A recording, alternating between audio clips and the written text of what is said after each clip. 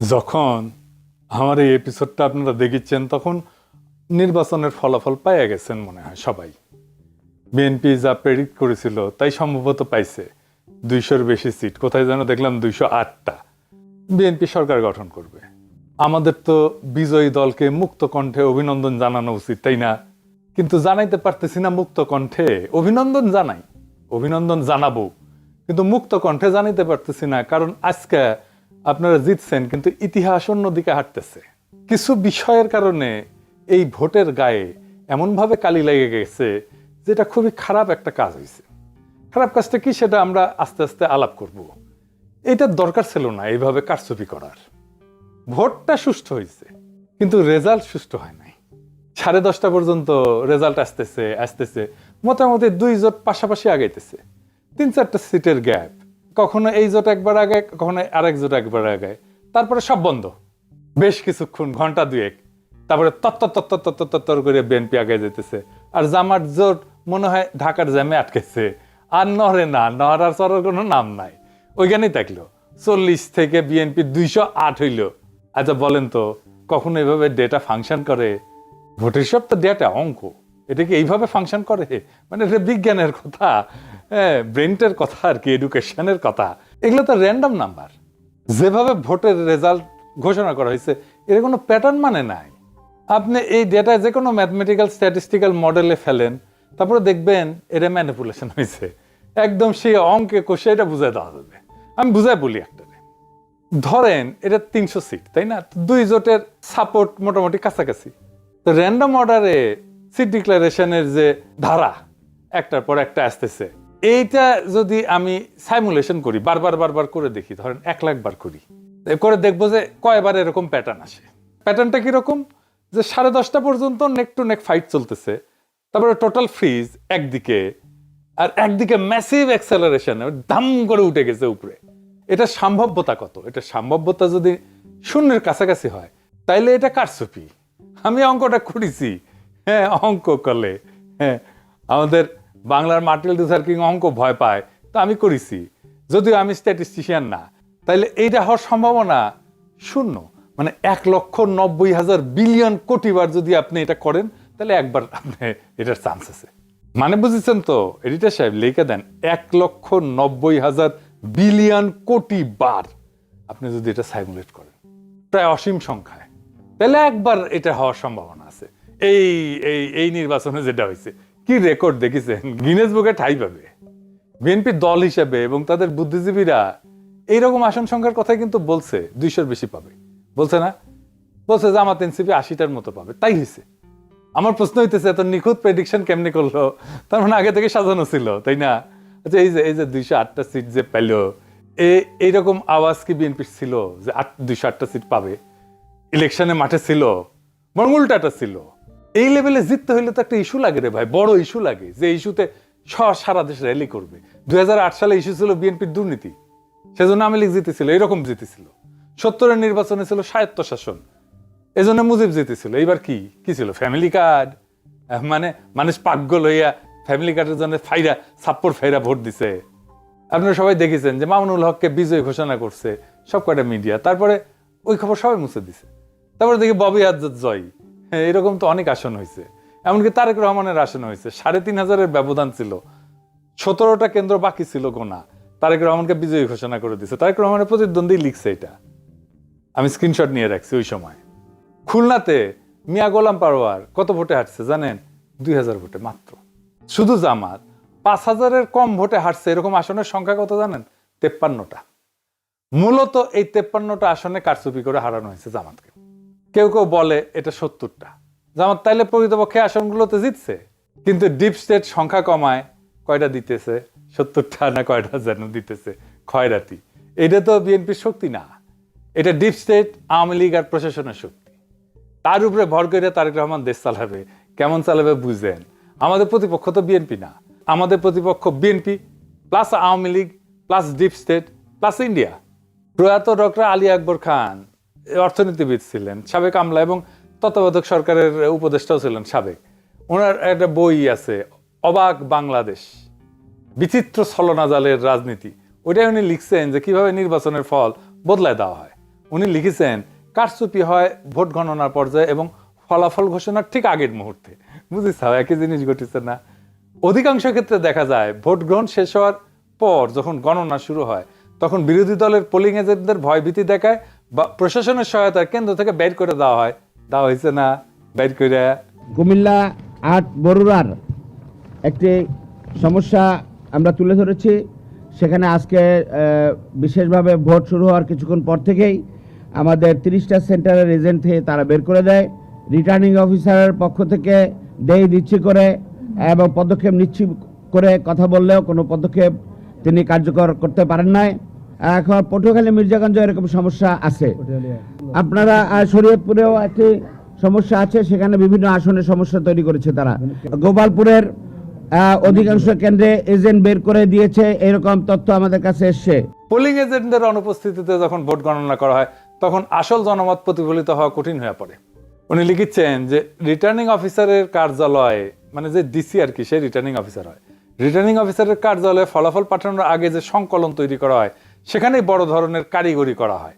ফলে দিনের বেলায় দৃশ্যত শান্ত নির্বাচনও রাতের ফলাফল ঘোষণার সময় সম্পূর্ণ বদলে যেতে পারে। দেখেছেন, একই কথা কয়ে গেছে গুরুজন। হ্যাঁ, কি চমৎকার কয়ে গেছে। এটাই ফলো করেছে আর কি, বুঝিছাও? এটাই জানে আমাদের অ্যাডমিনিস্ট্রেশন, এটাই জানে আমাদের প্রশাসন, এটাই জানে আমাদের ডিপ স্টেট। এই কাজই করে। এই নির্বাচনের ফলাফল একটা ইন্টারেস্টিং জিনিস দেখায়। আমরা গেলে জাতীয় পার্টিকে ওয়াইপ আউট করে দিছি। রংপুর ছিল জাতীয় পার্টির দুর্গ।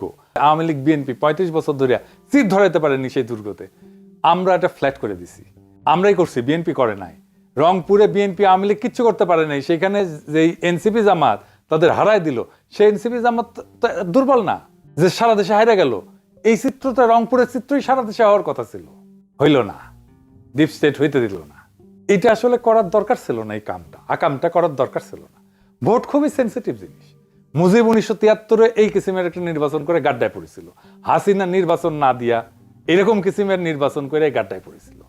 কাশ্মীর একটা নির্বাচনের ফল মানে নাই, এই জন্য অগ্নিগর্ভ হয়ে আছে কাশ্মীর না কতদিন থেকে। কি অবস্থা এখানে, এখনো শান্ত হয় নাই।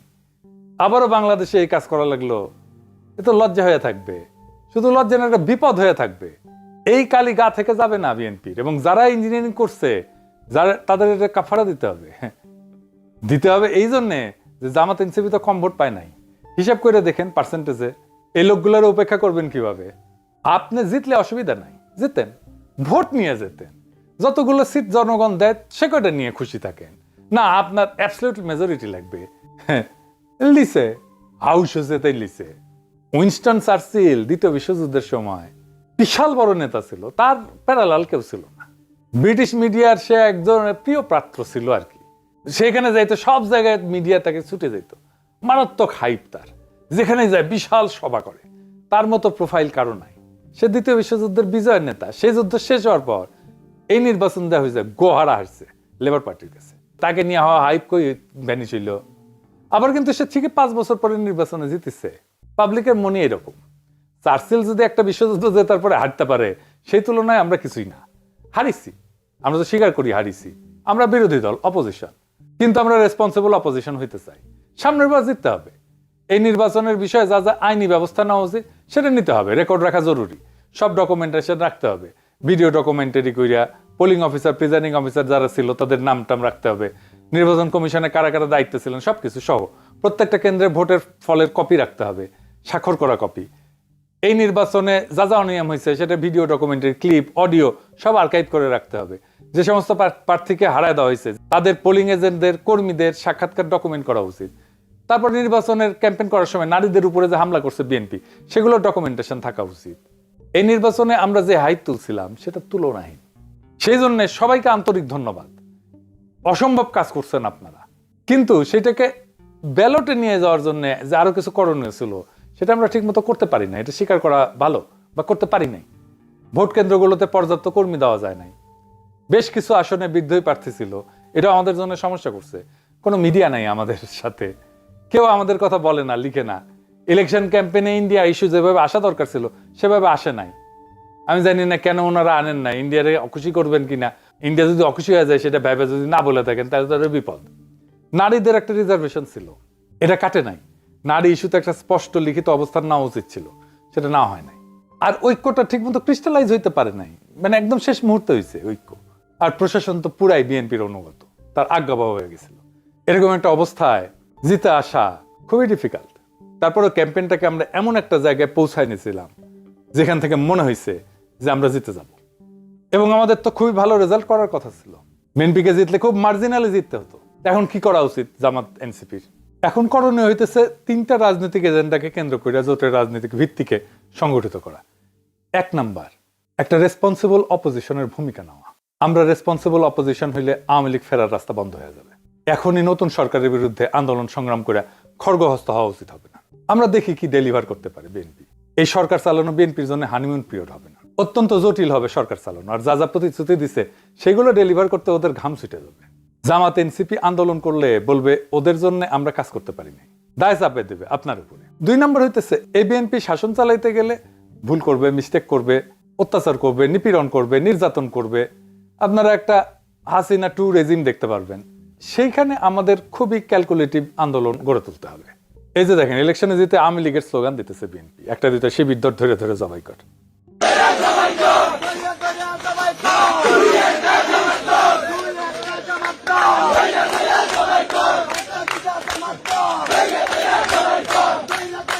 বিজয়ের উল্লাস চলতেছে দুবাই স্কুল। শুনেছেন?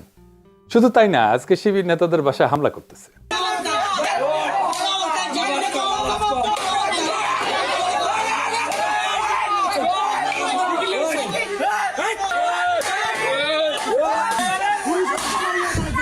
বিএনপির সন্ত্রাস,